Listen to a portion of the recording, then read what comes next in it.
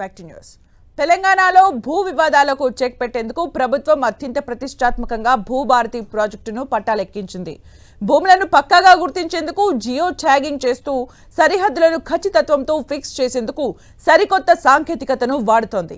ఇప్పటికే 5 మండలాల్లో pilot project ప్రారంభం కాగా రానున్న కొద్ది నెలల్లోనే రాష్ట్ర వ్యాప్తంగా పూర్తి స్థాయిలో ఈ ప్రక్రియను చేపట్టేందుకు రెవెన్యూ యంత్రాంగం కసరత్తు చేస్తోంది.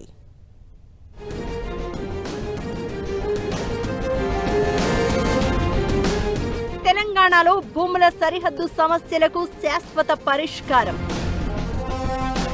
డిజిటల్ రూపంలో భూభారతి ప్రాజెక్ట్.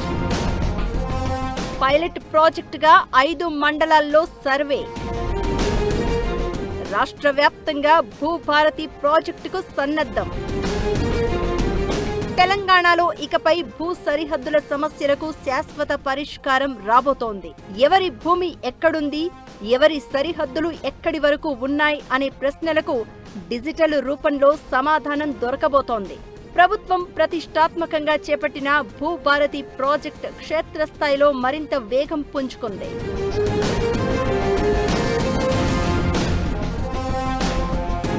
తెలంగాణలో మొత్తం నికర సాగు విస్తీర్ణం సుమారు 46,50,000 హెక్టార్లు, అంటే 1,15,00,000 ఎకరాల భూమి ఉంది.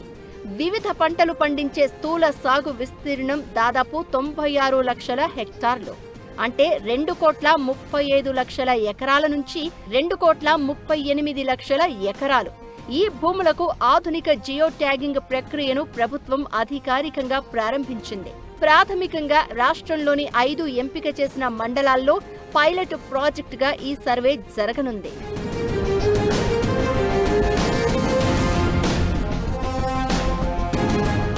ఖమ్మం జిల్లా కూసుమంచి మండలంలో, భద్రాద్రి కొత్తగూడెం జిల్లా అశ్వారావుపేట, రంగారెడ్డి జిల్లా ఆమన్గల్, సంగారెడ్డి జిల్లా వాట్పల్లి, నారాయణపేట జిల్లా కోస్గిలో జియో ట్యాగింగ్ చేస్తున్నారు.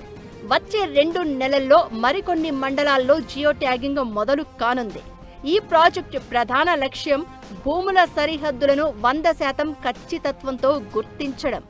ఇన్నాళ్లు ఉన్న పాత రికార్డులు, మ్యాపుల స్థానంలో శాటిలైట్ డాటా, డ్రోన్ సర్వే, రోవర్ల సాయంతో ప్రతి భూమికి సంబంధించిన పొడవు, వెడల్పు, సరిహద్దులు, అక్షాంశ రేఖాంశాల ఆధారంగా డిజిటల్ లాకింగ్ చేస్తారు.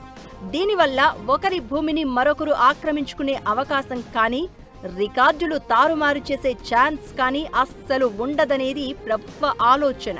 పైలట్ ప్రాజెక్టు నుంచి వచ్చే క్షేత్రస్థాయి ఫలితాల్ని బట్టి సాంకేతిక ఇబ్బందుల్ని సరిచేస్తూ కేవలం కొన్ని నెలల్లోనే ఈ ప్రక్రియను రాష్ట్ర వ్యాప్తంగా చేపడతారు. డిజిటల్ బౌండరీలు ఫిక్స్ కావడం వల్ల రైతులకు, భూ యజమానులకు ఎంతో లబ్ధి చేకూరుతుందని ప్రభుత్వం భావిస్తోంది.